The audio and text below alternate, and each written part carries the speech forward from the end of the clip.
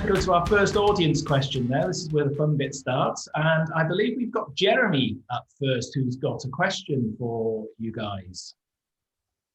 Hi, you all right? Hello. Just want to say thank you very much. It was an excellent production and you deserve a pat on the back. Oh, thank you. Very kind. Entertaining.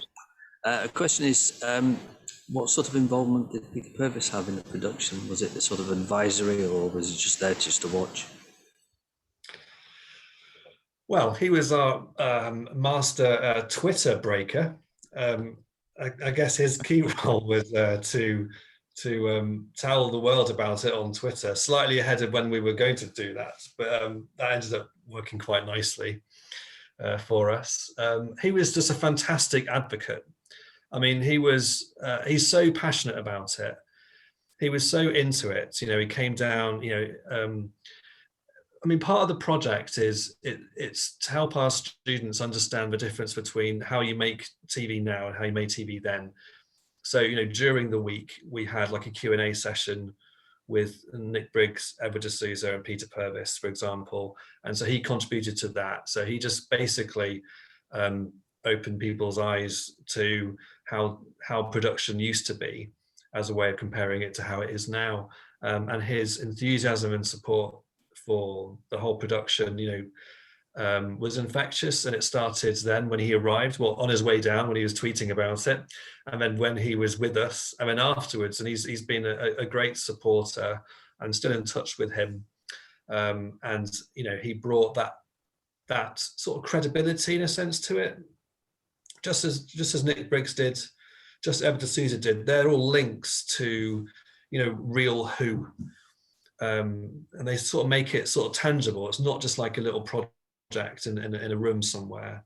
They make it authentic in a different sense. They make it authentic in terms of the universe. They give it real connections. And I think having the presence of them on set, I'm sure was quite. It was quite a pleasure. I'm sure having them there. But Marco, for you, having Edward D'Souza there. While you're actually playing the part that he played in 1965, what sort of feelings did you have about that? I won't lie, it was daunting to a point, because I thought, here is a seasoned actor.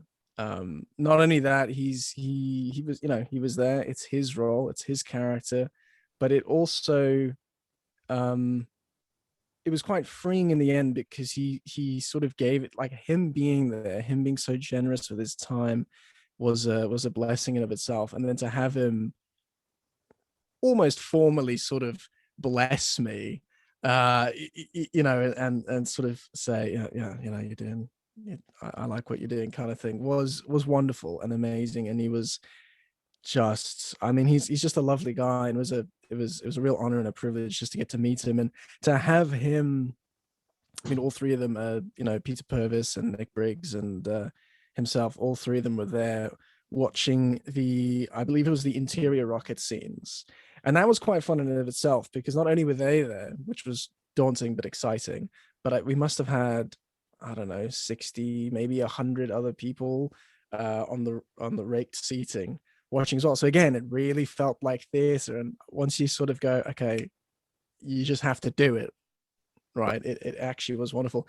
And my memories of it are very brief, because it really felt, we were probably recording for several hours, but it felt like it just flew by just because of that energy in the room. But yeah, no, it was daunting, but it was incredible. And I will remember that, I think, always. Thanks for your question, Jeremy. We're going to go next to Joshua Duffy, who has a question, I think, for a number of you, actually. So, Joshua, are you there? Oh, hello. Excellent. Ask your question, Joshua. I'm currently studying in film and video in LYT. My question is, what advice would you have for graduates and undergraduates who want to work in film and TV? Go to you, Clan. Well, I would say it's a fantastic industry.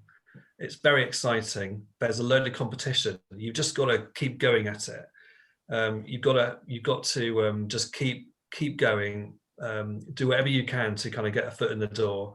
Do anything you can. Make contacts. It's all about contacts and talking to people, and that will lead to opportunities.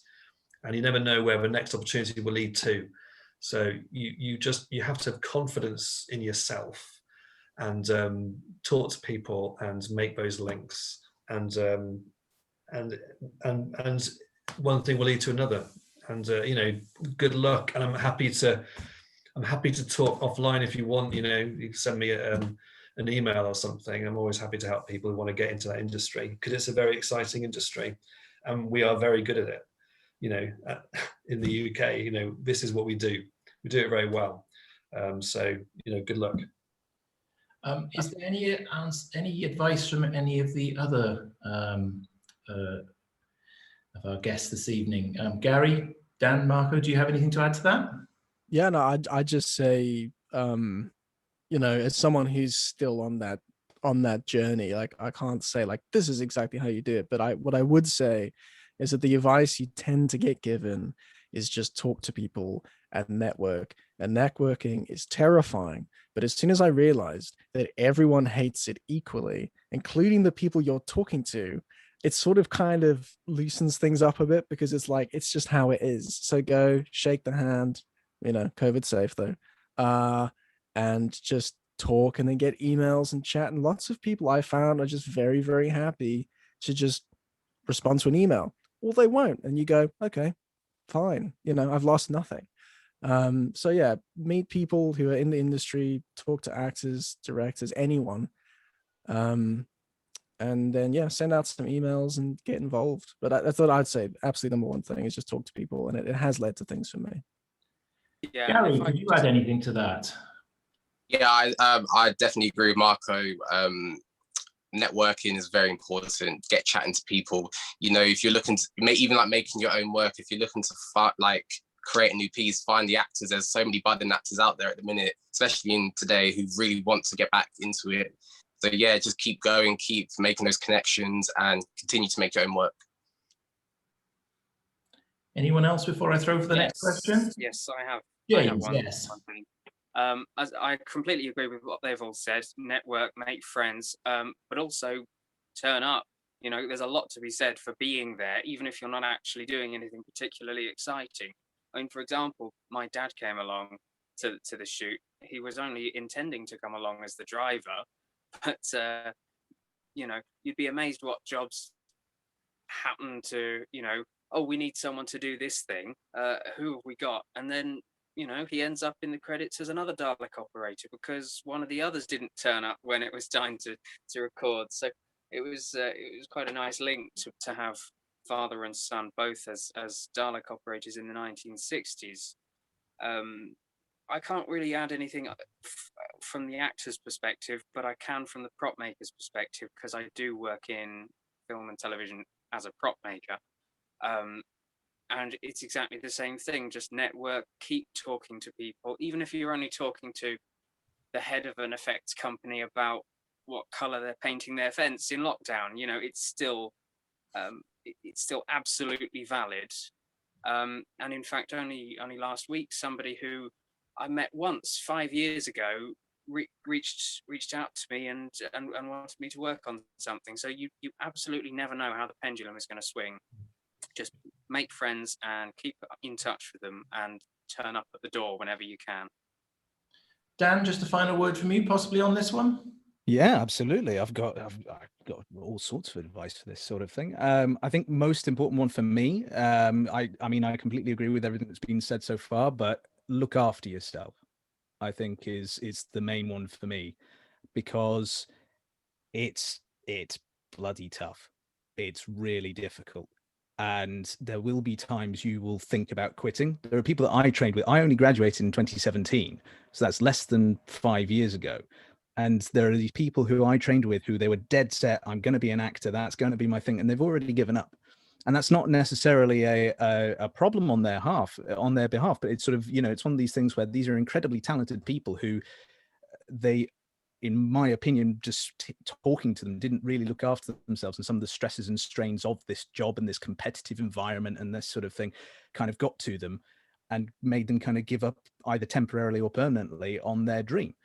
And so if it is something you enjoy, keep plodding on, make sure you look after yourself, talk to people, not just for the networking, but also for the value of having connections in life and just, you know, a good mental state.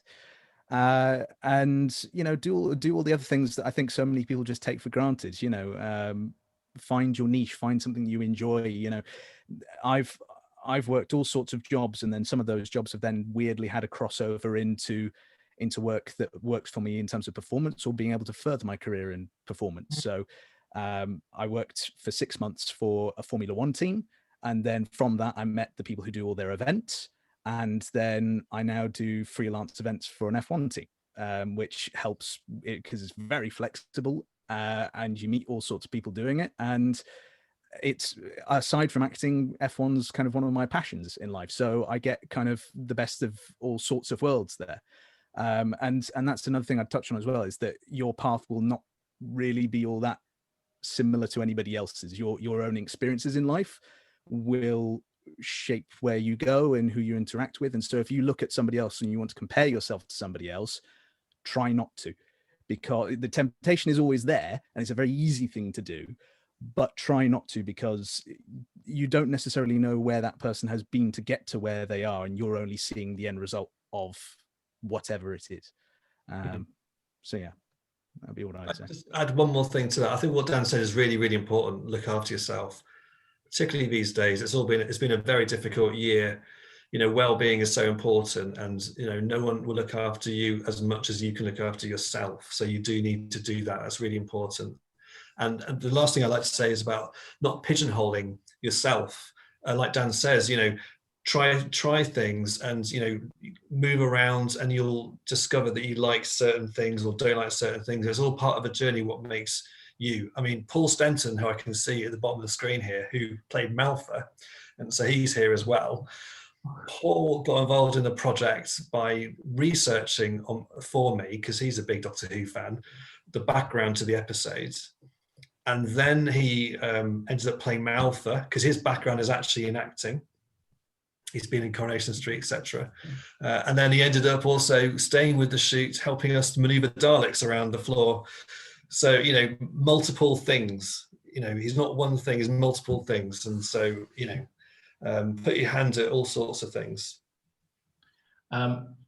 Thanks for that question, Joshua. That was great. And actually, thanks to everyone on the panel for the answers on that one. There were some really, really good answers there. We're going next to the Bristol variant. I've no idea here. New one from me. I've not seen this one before. Bristol variant, are you there to ask a question? Hello, Kemble. This is the result of the Bristol jury. 12 points. Well done. Hey, Question to all of you, really. I mean, this thing has just had a legacy that I don't think any of you could have expected. You are something like 200,000 views on YouTube. Marco, you are still in the showbiz gossip column of The Sun. Really? I didn't know that. Did you expect the legacy to be what it was? Literally, no, like not at all. I always said that the first time I got invited to be a part of your you know, your event show was just, I couldn't have predicted it. Didn't foresee it whatsoever. So it was this incredible privilege. And then again, you know, last year to do that was just amazing. And to sort of consistently see that it wasn't just a flash in a pan. Like, it wasn't just like, oh, wow, people did that. And that's great, because we've always sort of wanted to see that episode again. It has this longevity, and the fact that we are all talking about this now, again, was a surprise. You know, for Paul to reach out and have organized this was again surprising to me, but in the best of ways. It's just incredible to know that there is this community of people who are just so fervently passionate about a program, about a fandom, which is brilliant, because I think, you know, we are living through tumultuous times, to put it lightly, and to sort of to hang on to the things that we love, and to take pleasure, and to be with like-minded people. And that's what I thought was amazing, when I was in there in person, just seeing people, I think, as they would like to be, just relaxed and happy and interacting with one another and meeting fans. And I'm very aware that this project, in the grand scheme of things, was relatively small, but that in of itself blew my mind, that something like this could just sort of live on. When Angie said 2019, I always think of it as like last year, but it wasn't. It was a couple of years ago now, and we're still doing this, and that is truly incredible and humbling. And it's a testament not just to the skill of the team that Andrew was able to put together, but also to the fan base who have supported it. So yeah, mind blowing. Couldn't believe it. I think I saw the question get posted, something about the sun, and I was like, I had no idea. That's insane. Also, great to see you again, by the way. Cheers. Any other thoughts on that question from any of the other panelists? Can I just say that it could have gone nowhere, of course. I mean, we got permission to make it as a student internal project, and I always had my fingers crossed that they would like it enough to do something with. And to give the BBC, loads of credit, even before we made it, they did float the idea that, perhaps they could use it in some sense, we could release it in some way in the future. But that was all therefore then down to whether they would like the final, artifact or not. So we had to balance the process of making it and making sure the students and the graduates got everything out of that process, but also that the end product would be of a sufficient standard that the BBC would be happy to do something with it. And I think it was a great idea putting it on YouTube. It's unique in that way. It's the only Doctor Who episode which is freely available, if you like, globally. It's also the only Doctor Who episode, you could argue, which is hosted by the BBC but wasn't made by the BBC. Live action, anyway, which I quite like. So that means that people can access it, and therefore it can live on. And that's because of the support the BBC gave it. So just before I wrap up, a final thought from each of you, actually, just before we go on, just really for you, what being part of this project has meant to you. And I'll start with Gary. Mission to the Unknown really helped my confidence a lot. I'm someone that's very quite insecure and stuff. So I think doing this project really helped me go, this is what I want to do. I can do it, and I need to believe in myself. And I really enjoyed being an alien. I would love to do it again. Would love to. And I love working with everyone. Thank you, Andrew. Thank you, Marco, Dan. Even like delegates, Paul, Jacob, Joe, Ed, Ben. I think I got everyone. Everyone that was involved. Just honestly, a phenomenal experience, and it will stick with me for the rest of my life. James, final thought from you. It was fantastic to be part of this project. It was a very chilled out kind of shoot. There was really no chance of anything else like this coming up anytime soon. But the thing that really sticks with me about this is the message that we put out there, all 100 plus people involved in it, that it may be an old show, it may be not the way that we make TV nowadays, but people still care about it. We're excited about the way that television used to be made, and there's no reason that we couldn't do more things like that in the future. I think there's a lot of paranoia with Doctor Who fans that the old stuff will get left behind because new generations will come in and they'll only watch Jodie Whittaker's era. They won't watch any other, and I think that's nonsense, and we proved that. You certainly did. Dan, to you for a final thought. Ultimately it was just great fun in a similar way to Gary. Really, it's sort of a great confidence booster, great to kind of validate my decision to pursue life as an actor. I think because up until that point I hadn't really done massive amounts of stuff. And then this came along and it's like, yes, this has reminded me why I enjoy this so much and why I will suffer through absolutely everything to be able to get any part that, you know, comes along and challenges me and excites me. And who knows, maybe it's going to be a nice thing to look back on when I'm, you know, maybe one day we can dream as I'll be 18th Doctor, maybe something like that. Who knows? It'll be a nice thing to look back on if that was the case. Marco? Yeah, just like what everyone's been saying, it was this incredible privilege. It was an amazing production to be a part of. You know, and I do. I think back on it, you know, every now and then, and I think what an amazing opportunity it was. But also, it was a lot of work, though. I don't think we've talked about that.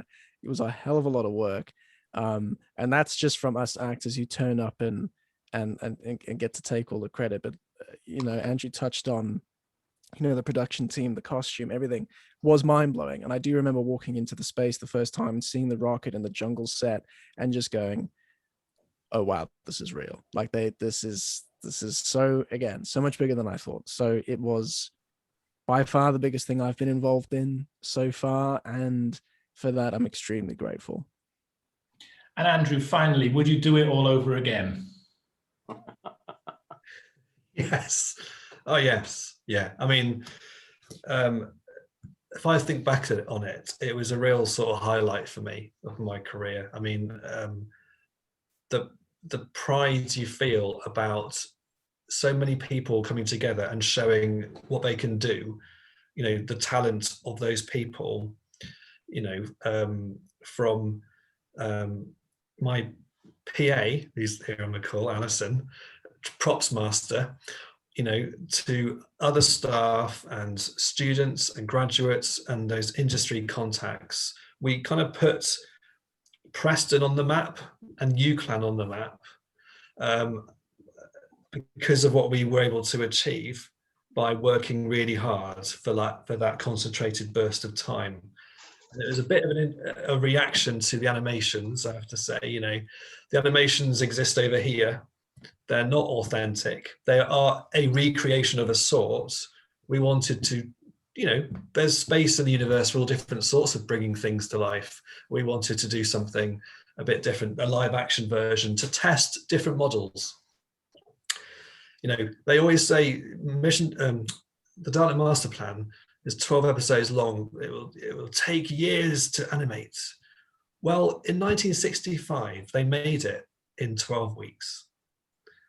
And we could make it in 12 weeks because we made Mission to the Unknown in 1 week. So that was a proof of concept. And yeah, of course, like to do it again. What did you do then? I like doing that. I've got to say, guys, you've been a fantastic panel this evening.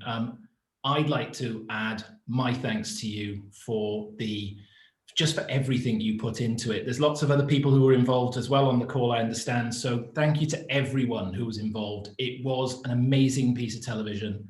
I think it deserves the accolades it gets. And you know what? It sits proudly in my collection, actually as Mission to the Unknown. And there it will stay. Guys, thank you very much indeed for taking part, and thanks to everyone for coming and taking some time out to join us on our Zoom chat this evening.